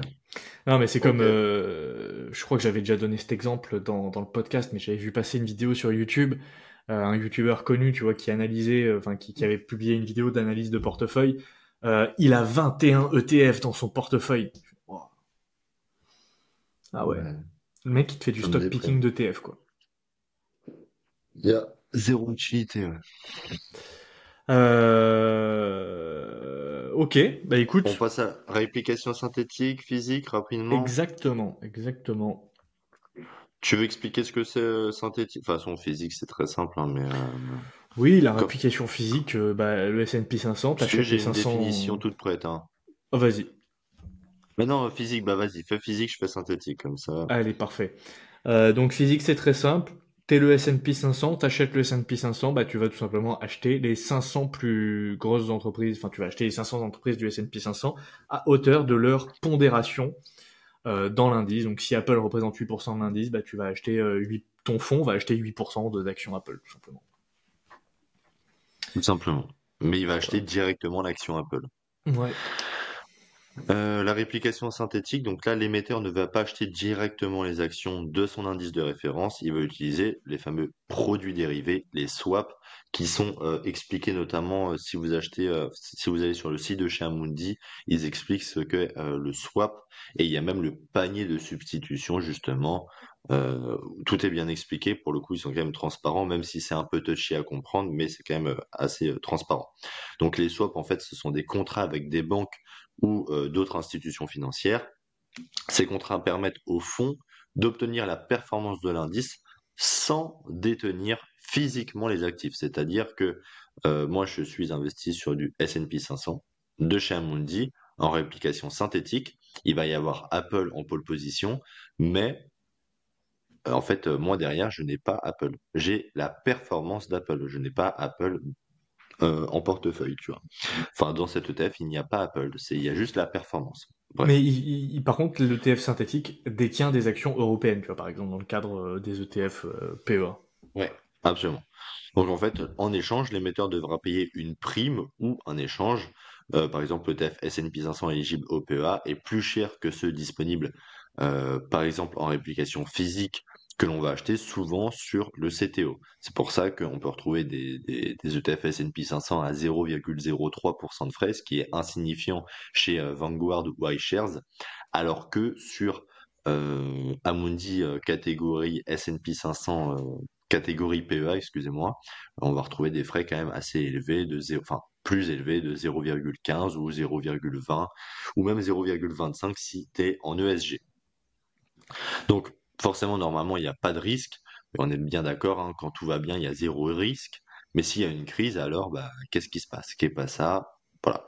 Il y a des risques de contrepartie qui sont possibles et forcément, on est d'accord, plus il y a d'intermédiaires, plus les risques sont possibles. Après, qu'est-ce que je peux vous dire d'autre là-dessus? Bah oui, moi je suis plus à l'aise en détenant des actions directement. Mais bon, j'ai pas trop le choix. Donc, si je veux que mon ETF soit éligible au PEA, je suis obligé de passer par un ETF synthétique. Voilà, c'est pas terrible non plus. Après, il y a plus de risques, faut le savoir, il y a plus de frais, ça c'est sûr. Et d'ailleurs, je crois que Xavier Delmas en avait fait une très bonne vidéo justement. Qu'est-ce qu'il se passe si votre émetteur fait faillite? Je crois qu'elle s'intitulait comme ça. Et il expliquait bien la différence avec les ETF synthétiques et physiques et les risques de contrepartie. Et comme quoi lui aussi disait, il y a très très peu de risques, mais il y a plus de risques, ça c'est sûr. Voilà. Hmm. Ouais, effectivement, globalement, ce qu'on peut dire des synthétiques, c'est que t'achètes un dérivé, t'achètes pas vraiment les actions qui sont qui font partie de l'indice que t'es censé acheter. En contrepartie, tu as plus de frais, mais tu peux aussi avoir une meilleure performance. Si tu prends l'ETF de BNP Paribas, le ESE, il a une meilleure performance, par exemple, que son équivalent iShares en réplication complète sur le compte titre. Toujours bon à prendre. Euh, Sur le papier, il n'y a pas de risque, ou très peu de risque, mais tu as toujours plus de risques. Parce que philosophiquement, si t'achètes un truc qui achète pas le vrai truc, tu vois, pour faire simple, il y a forcément plus de risques que si t'achètes le vrai truc. T'as plus de risques en achetant un ETF à réplication synthétique qui réplique le S&P 500 que d'acheter Apple. Parce que l'action Apple, elle t'appartient, elle est à toi, machin, t'as l'action Apple, t'as pas d'intermédiaire, tu vois, ou très peu d'intermédiaires, t'es en direct. Le seul intermédiaire que t'as avec Apple, c'est ton courtier, et c'est la banque qui va détenir tes titres. Versus un ETF à réplication synthétique, bah, tu rajoutes petit à petit des couches d'intermédiaires. Tu vois, c'est comme un oignon. T'as ton courtier, t'as la banque qui détient le titre, mais t'as l'émetteur de l'ETF, et tu rajoutes en plus la banque de contrepartie. T'as minimum 4 intermédiaires. Donc voilà, c'est juste quelque chose à savoir. Moi, je suis pas forcément d'opinion, tu vois, sur les ETF synthétiques ou physiques. Euh, Non, t'as pas le choix, c'est comme ça. Tu les prends tels qu'ils sont, tu vois. Sur le PEA, de toute façon, t'as pas le choix. Si tu veux du S&P 500, t'es obligé d'avoir Non, tu du vois, c'est ça. synthétique. moi, j'ai que des ETF sur mon PEA. Bon, bah, forcément, je dois passer par le synthétique, mais j'ai envie de dire comme tout le monde.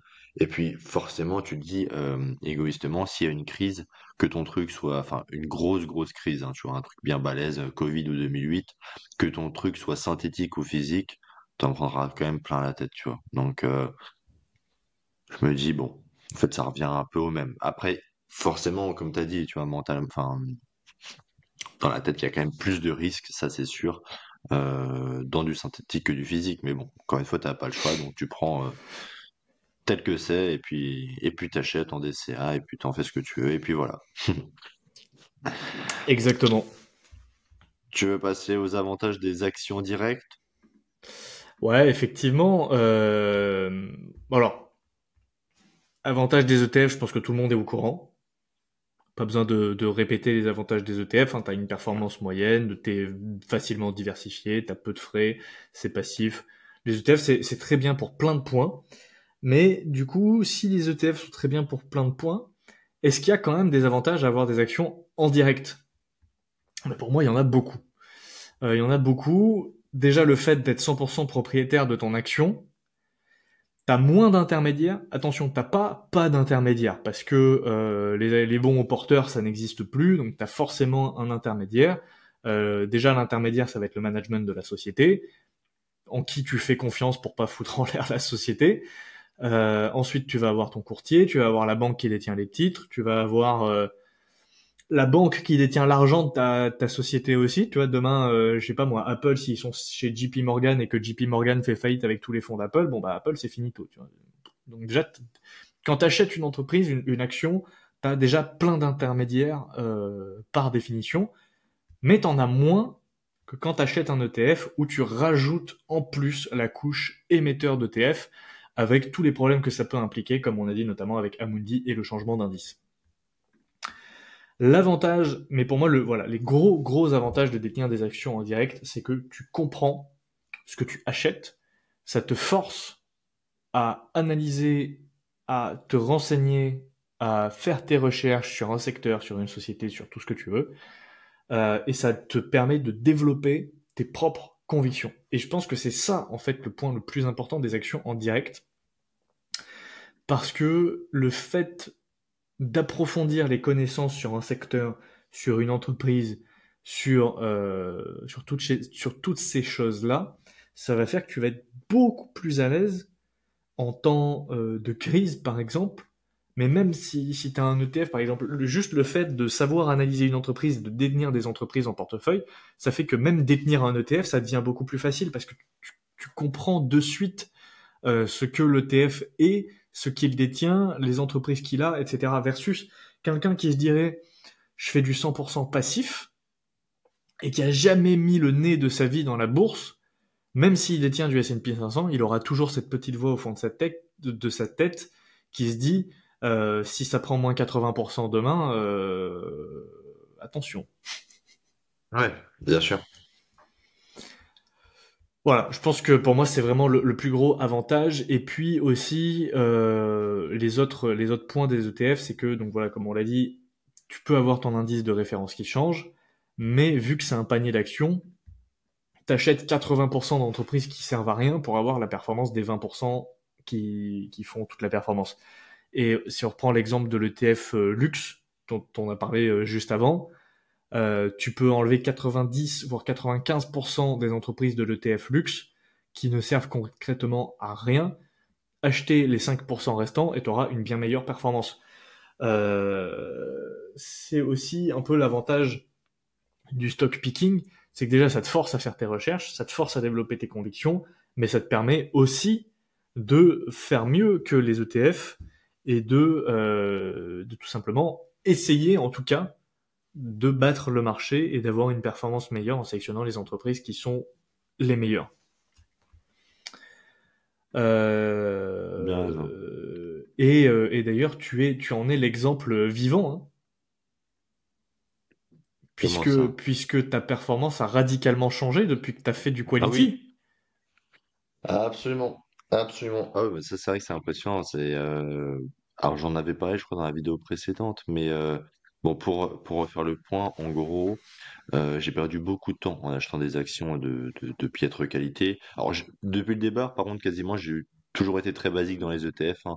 J'ai fait voilà, l'emerging market que j'ai revendu, mais j'ai toujours eu du S&P 500 et du Nasdaq. Depuis le début de mon investissement, j'ai du Nasdaq et du S&P 500, mais par contre, j'ai perdu beaucoup de temps dans des titres de moyenne qualité, mais très moyenne même. J'ai déjà donné des exemples de sociétés. Et bah, quand on a commencé à se rencontrer avec Hugo et on parlait des différents types d'investissements, il m'a dit, bah, excusez-moi, il m'a dit, bah écoute, investissement quality, c'est plutôt pas mal, etc. Tu devrais essayer. J'ai dit, écoute, bah, pourquoi pas, ouais, j'ai travaillé dessus. J'ai travaillé dessus pour peaufiner ma thèse d'investissement. Je me suis lancé, j'ai créé un autre compte, donc j'ai créé un CTO chez Interactive Broker pour vraiment faire une page blanche, entre guillemets, et c'est vrai, investissement quality veut dire quasiment à 100% de l'action américaine, tu vois. C'est pour ça que j'ai vraiment ouvert un, un CTO. De toute façon, pour faire très simple, hein, sur le PEA, j'ai que Euronext, LVMH et mes deux ETF. J'ai rien d'autre sur du PEA et je compte rien acheter de nouveau sur mon PEA. Donc, bref, j'ouvre un CTO Interactive Broker pour recommencer tout à zéro sur de l'investissement quality et je l'ai commencé en avril de même. Oui, c'est ça, quasiment début avril. Et depuis le début avril, avec entre 4 et 5 actions en portefeuille, je fais mieux que le S&P 500 et je fais globalement mieux que même le Nasdaq sur certaines parties, ce qui est vraiment un indice compliqué à battre et j'en suis plutôt confiant. Très content même. Après, bien évidemment, avril, c'était hier. Donc, on va voir ce que ça donne dans un an, dans 2, 3 ans, 5 ans, 10 ans. Mais bon, je peux vous dire qu'avec mon ancienne stratégie, déjà, ces performances-là, je ne les avais pas. Donc, il y a déjà du mieux. Il y a déjà du mieux. Est-ce que ça va durer? Bah, je pense que oui, hein, s'il y a encore du travail. Et après, on ne peut pas prévoir le marché, mais historiquement, je suis quand même plus à l'aise avec les actions que j'ai en portefeuille actuellement que ce que j'avais anciennement. Voilà. Mais, euh, mais sinon, pour rebondir sur ce que tu as dit, l'avantage des actions directes, moi, il y en a beaucoup, comme tu as dit. Il y a déjà le titre de propriété. Jean va détenir X% de LVMH, par exemple. Euh, une action, c'est un titre de propriété. Et l'entreprise, son objectif, c'est de créer de la richesse pour elle et pour ses actionnaires. Faut jamais l'oublier. C'est pour ça que, pour moi, investir, bah, après le ETF, oui, c'est des actions aussi. Mais Ouais, mais t'as un titre de dans un propriété ETF, du fonds. T'as pas le titre de propriété des actions, voilà, puisque celui qui détient c'est le titre ça. de propriété des actions, c'est l'émetteur de l'ETF. Tu regardes Absolument. sur les actionnaires d'Apple, tu vas voir BlackRock, tu vas voir Vanguard, tu vas voir Mm. Fidelity, tu vas voir machin, mais tu vas pas voir Monsieur un tel Non, qui possède des parts de l'ETF BlackRock. Non, c'est BlackRock qui absolument. détient les parts. Absolument, c'est clair. Pour moi, avoir une action, en fait, c'est tout simplement le pouvoir de choisir. Voilà, de choisir avec un grand C, avoir ses propres convictions. Contrairement à un ETF où l'on va acheter 100, 1800 sociétés en une transaction, là, on choisit. Et vous le savez, choisir, c'est renoncer. Donc, on prend son temps, on travaille sur le sujet, on n'achète pas n'importe quoi, comme je l'ai fait avant. Donc, forcément, dans l'eau de l'ETF, bah, comme tu l'as dit, hein, on achète les meilleures actions, mais je peux vous dire qu'ils ne représentent pas la majorité de l'indice, mais également les moins bonnes qui, eux, plongent l'indice vers le bas. Après, mais à coup pas, acheter des actions, c'est aussi acheter plus de risques. Il y a plus de volatilité, il y a même beaucoup plus de volatilité dans une action que dans un ETF. Globalement, c'est la gestion active. Il n'y a pas plus d'actifs que de posséder des actions en direct. Faut suivre, hein, faut les suivre. Un ETF, ouais, un ETF aussi, il faut le suivre, mais globalement moins. Tu fais une DCA très tranquille, ça va. Un ETF, il peut changer d'indice, mais une entreprise peut faire n'importe quoi avec son cash aussi, tu vois. Donc c'est pour ça, faut vraiment suivre l'entreprise. C'est de la gestion active. Il n'y a pas de gestion passive quand tu fais du stock picking, loin de là. Et forcément, quand dans un ETF, tu achètes 100 à 1800 sociétés, tu es forcément beaucoup, beaucoup plus diversifié que si tu achètes qu'une entreprise. Donc il y a un manque de diversification par nature même de la chose, hein. Voilà. Donc moi personnellement, mon credo, c'est vraiment, je suis sûr que de détenir des actions de qualité pour une fois, des actions de qualité sur le long terme, c'est la meilleure solution pour développer son patrimoine. Le travail, la patience et surtout les amis, de la vision long terme vous apportera un résultat garanti. Et là, pour le coup, c'est vrai, c'est garanti parce que historiquement, si tu détiens du S&P 500 même sur plus de 25 ans, comment dire, tes chances de perdre sont nulles, voilà, sont de 0%. Mm. Voilà, voilà. C'était ma petite partie sur Tout l'avantage à de fait. détenir des actions en direct. Tout à fait. Non, je suis 100% d'accord avec toi. Et tu vois, encore une fois, tu as dit un truc assez intéressant, c'est le pouvoir de choisir de faire du stock picking. Moi, j'irais encore plus loin que ça. Ça renforce ta, ta liberté individuelle dans le sens où si enfin, c'est toi qui choisis en fait ce dans quoi tu investis. Donc si tu te trompes, c'est pour ta pomme. C'est pour toi. Si jamais t'as acheté une action pourrie, si t'as acheté Stellantis, si t'as acheté Stellantis Au hasard. il y a un an et que t'as toujours pas revendu, bon bah c'est pour ta pomme. T'as acheté Stellantis, t'as eu une performance pourrie, tu sais que tu referas pas les mêmes erreurs parce que le secteur automobile n'a pas de croissance, parce qu'il est hyper régulé, parce qu'il est hyper compétitif, parce que tu sais que maintenant il faut pas investir dans le secteur automobile parce que t'as pas écouté Hugo et Jean quand ils t'ont dit qu'il fallait pas acheter de l'automobile. C'est que c'est un des pires Mais secteurs. du coup, bah demain, quand tu sélectionneras tes actions, tu feras plus les mêmes erreurs.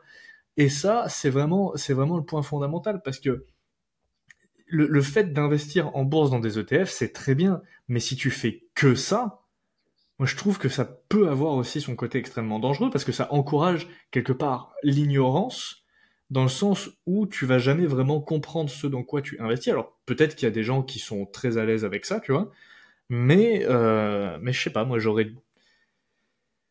sais pas, c'est pas ma philosophie. Je préfère essayer de faire mieux, quitte à me tromper, que de juste me contenter de la moyenne, tu vois. Ce que je veux dire.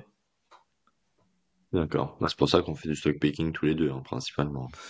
Ouais, c'est ça. Tu veux qu'on passe à la conclusion del chapitre? Bah écoute, vas-y, Jean, du coup, les ETF pour toi, est-ce que ça fait encore partie de ta stratégie aujourd'hui?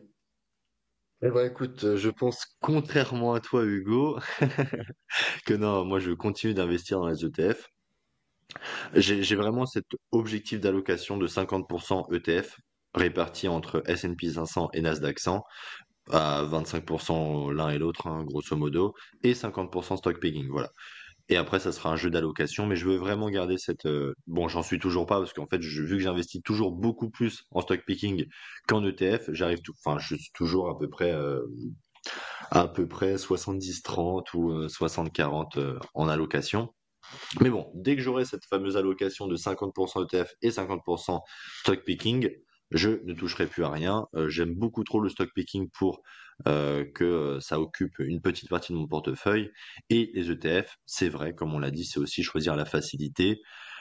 Bon, j'ai un travail à côté qui n'a rien à voir avec la finance, donc j'ai pas forcément le temps de passer au crible toutes les opportunités. Et puis de toute façon, comme je vous l'ai dit humblement, je ne peux pas choisir, et c'est impossible de prédire que que Fortinet allait prendre 50% à un mois, que Tesla allait exploser dans les cieux au niveau de la performance, Nvidia aussi. Je suis très content d'avoir un ETF S&P 500 et surtout Nasdaq qui justement, eux, ont, ont globalisé tout ça sans que j'ai pu les acheter en direct parce que c'est ça le grand avantage pour moi aussi des ETF et surtout du Nasdaq. Sinon, ben oui, je te rejoins totalement sur le fait que dépendre d'intermédiaires et particulièrement d'institutions aujourd'hui est de plus en plus risqué. Qu'est-ce que je peux conclure là-dessus aussi sur ce qu'on a dit? Ouais, c'est ce que vous pouvez acheter directement, donc or, bourse, Bitcoin, immobilier. Tu vois, je sais pas, on n'a pas parlé des SCPI, mais enfin c'est pas le sujet du podcast, je vais me dire, mais bon, je vais pas acheter de la SCPI. Voilà, je vous le recommande pas forcément. Ce que vous pouvez acheter directement, achetez-le directement sans passer par des intermédiaires. Attention les amis, il faut que vous soyez proactif dans la survie de votre patrimoine face à l'inflation et aux institutions. On en reparlera très longuement avec Hugo, je pense. Vous ne pouvez pas avoir confiance, enfin vous ne pouvez avoir confiance qu'en vous et le travail que vous aurez fourni pour s'y préparer et pour y remédier. Pas assez de travail, pas assez de préparation, le châtiment tombe. Le châtiment tombe. Donc voilà, soyez proactif dans la survie de votre patrimoine. Et toi Hugo, qu'est-ce que tu peux nous dire pour la conclusion? Bah écoute, moi tout simplement, ce que je peux te dire, c'est qu'à la base, j'avais aussi comme toi l'objectif de faire 50-50, 50% ETF, 50% actions. Le problème, c'est qu'aujourd'hui, je n'arrive plus à acheter d'ETF parce qu'à chaque fois, je me retrouve avec ma petite cartouche mensuelle et je me dis, ah, j'ai trop envie d'acheter Applied Materials, j'ai trop envie de renforcer LVMH à ces niveaux-là. Je peux pas, moi, ça me fait mal au cœur de mettre mon argent dans un ETF aujourd'hui, tu vois. La pondération actuelle, elle est de combien à peu près ETF action? 40-60 à peu près, 60% actions, 40% ETF. Et honnêtement, je compte pas revendre ma partie ETF parce que je suis assez content de mes positions S&P 500, tout ça. Enfin, que S&P 500 d'ailleurs. Mais il y a un peu plusieurs choses qui font que déjà, j'aime de moins en moins les intermédiaires, comme tu l'as dit. Le changement d'indice d'Amundi, ça m'a quand même mis une petite claque en me disant ouais, hmm, ouais, moyen. Ce qui fait que aujourd'hui, déjà j'adore analyser des actions, tu vois, des entreprises, et j'adore suivre les résultats des entreprises. Je trouve ça super passionnant. T'apprends plein de trucs, ça te force ça te force à réfléchir en fait. Et du coup, bah, juste, je trouve ça hyper enrichissant et passionnant de prendre des risques en fait et de te dire, bah voilà, aujourd'hui, j'achète cette société parce que moi, Hugo, aujourd'hui, j'ai fait le travail et je suis convaincu que cette société a du potentiel parce qu'elle est meilleure que ses concurrents, parce qu'elle a plus de marge, parce qu'elle a des meilleurs produits, blablabla. Peut-être que je peux me tromper. Si c'est le cas, tant pis. Mais si c'est pas le cas, tant mieux. Et jusqu'à présent, humblement, depuis 17 novembre 2022, donc depuis bientôt 2 ans, je surperforme pour le moment le S&P 500 sur ma partie action. Je ne surperforme plus le Nasdaq depuis mai, mais je surperforme le S&P 500, donc je trouve ça hyper intéressant. Et puis voilà, même au-delà de la performance, c'est pas que une histoire de performance, parce que voilà, si c'était que une histoire de performance pure et dure, on irait tous acheter le LQQQ Nasdaq 100 Daily x2. Euh... et puis Ah, je voilà te quoi. jure. Mais je sais pas, moi je me dis quitte à investir, autant que ce soit intéressant, passionnant et quitte à peut-être gagner moins d'argent à long terme, autant prendre des risques. Donc moi j'aime bien, je suis assez content de mes positions en action. J'arrive plus aujourd'hui à acheter des ETF. Est-ce que j'en achèterai plus jamais? J'en sais rien. Est-ce que je garderai mes ETF? Probablement. Mais aussi, moi, il y a de plus en plus de choses, c'est que enfin, j'aime de plus en plus acheter les trucs que j'achète en direct. Tu vois, t'as donné l'exemple de l'or. Alors, j'ai pas d'or, mais si je devais acheter de l'or, j'irais acheter des pièces d'or en direct. L'exemple du Bitcoin, pour moi, il est parlant. Tu vois, si t'achètes du Bitcoin, en fait, c'est comme la bourse. Tu peux pas acheter du Bitcoin en te disant, je vais mettre une petite cartouche dessus et puis on verra bien. Si tu veux acheter du Bitcoin, fais-le bien, renseigne-toi, fais l'effort de t'éduquer dessus, de comprendre les tenants, les aboutissants, comment ça fonctionne, la blockchain, pourquoi est-ce que Bitcoin a une valeur intrinsèque, quels sont les risques associés au Bitcoin, est-ce que Bitcoin demain peut disparaître, est-ce qu'il peut se faire hacker, est-ce qu'on peut interdire Bitcoin, est-ce que on peut dévaluer Bitcoin, est-ce qu'on peut créer plus que 21 millions de Bitcoin. Toutes ces choses-là, ce sont des réponses auxquelles vous, investisseurs, devez avoir la réponse et vous devez être convaincu de la réponse pour acheter du Bitcoin, parce que sinon, demain, si Bitcoin prend moins 80%, tu vas vendre, comme tout le monde. Donc, soyez convaincus par vos investissements, achetez the real thing, achetez les vrais trucs, donc achetez des trucs en direct. Tu donnais l'exemple de l'immobilier, c'est un point parlant aussi, tu vois, moi par exemple, j'ai pour projet de faire quelques investissements immobiliers. un peu, voilà, les stratégies évoluent là-dessus, mais j'ai envie de les faire en direct parce que même s'il y a plus de risques, machin, tout ça, c'est aussi des choses qui te font progresser, ça te fait apprendre à, je sais pas, tu vas retaper un appartement, tu le fais toi-même, tu mets les mains dans le conduit, tu refais le placo, tu refais la cuisine, tu fais le machin, tu te lèves les week-ends, tu vas bosser. Moi, j'aime bien faire ça, voilà, c'est C'est clair. tout simplement. Ok. Voilà. Donc peut-être le mot de la fin, les ETF, c'est génial. Si vous voulez acheter des ETF, restez simple. Un ou deux ETF max. Trois si vraiment vous êtes gourmand. Indiciel, large. Évitez les ETF sectoriels. Achetez pas des ETF Bitcoin ou or. Franchement, ça sert à rien. Achetez le vrai truc. Ouais. Et puis moi, je vous encourage, quand bien même, j'encourage tout le monde à faire du stock picking. Pourquoi? Parce que même si c'est une petite portion, tu vois, tu peux faire 80% ETF, 20% stock picking. C'est pas parce que tu te trompes sur une ou deux actions que ça va défoncer ta performance à long Bien terme. sûr. Mais par Bien contre, sûr. les compétences et les connaissances que tu vas acquérir grâce à cette poche de 20 ou 10% de stock picking vont être extrêmement bénéfiques aussi pour ton 80-90% ETF parce que tu vas être beaucoup plus à l'aise avec tes positions. Je suis bien d'accord avec toi. Voilà pour le mot de la fin. Eh bien, écoute, je pense qu'on a terminé pour cet épisode. Donc, dites-nous en commentaire ce que vous pensez de notre réflexion. Est-ce que vous achetez toujours des ETF? Quelle est votre répartition action ETF? Est-ce que vous êtes 100% action, 100% ETF, 80-20, 50-50? Dites-nous tout. Quels sont les ETF que vous achetez? Si vous achetez des ETF Silver et des ETF Water, dites-le nous en commentaire et dites-nous pourquoi, s'il vous plaît, ça m'intéresse. Je Et veux connaître vos thèses d'investissement. carrément. Et alors, ceux qui achètent de l'effet levier, je veux vous voir dans les commentaires aussi. Je veux parler avec vous. N'hésitez pas à m'envoyer un mail. N'hésitez pas à nous envoyer un mail.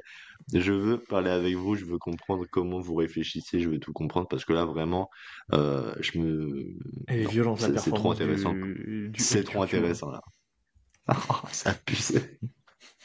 C'est abusé. Bon. Très bien. Bah écoutez, j'espère que le podcast vous a plu et que vous avez appris des choses aujourd'hui avec nous. Petit Juste à cut regarder ici. comme ça, ouais. Ouais. Bon, avant de partir, un petit rappel, hein, n'oubliez pas de nous suivre sur Fountain App. Écoutez et gagnez du Bitcoin si vous voulez nous soutenir. Vous pouvez même nous en envoyer directement. C'est génial pour vous, c'est génial pour nous aussi. Et bien sûr, on est présent sur toutes les plateformes de podcast, Apple Podcast, Spotify, Google Podcast et Deezer. Et plein d'autres encore. N'hésitez pas à laisser un avis et une note 5 étoiles, ça nous aide énormément à faire connaître le CAF rentable, qui n'en finit plus de gagner des abonnés en ce moment. N'oubliez pas de vous abonner à notre chaîne YouTube et notre page Instagram respective. Tout à fait. Et on est aussi sur Instagram, bien évidemment, avec J'investe, le CAF rentable. N'oubliez pas d'aller voir le site www.iq-invest.fr si vous voulez aller plus loin. Également, petite parenthèse, mais si le sujet du Bitcoin vous intéresse, j'ai lancé une chaîne secondaire, on reviendra peut-être dessus plus tard quand on abordera le sujet Bitcoin aussi sur le CAF rentable, ça va arriver. Mais n'hésitez pas à vous abonner, donc c'est IQ Bitcoin qui va traiter donc à 100% de Bitcoin. Et du coup, bah, merci à tous de nous avoir écoutés et on se donne rendez-vous, toujours le podcast le plus régulier, on se donne rendez-vous tous les lundis matins à 8h pour le prochain épisode. Merci à tous et à très vite. Et d'ici là, prenez soin de vous et surtout de vos finances. Ciao. Ciao.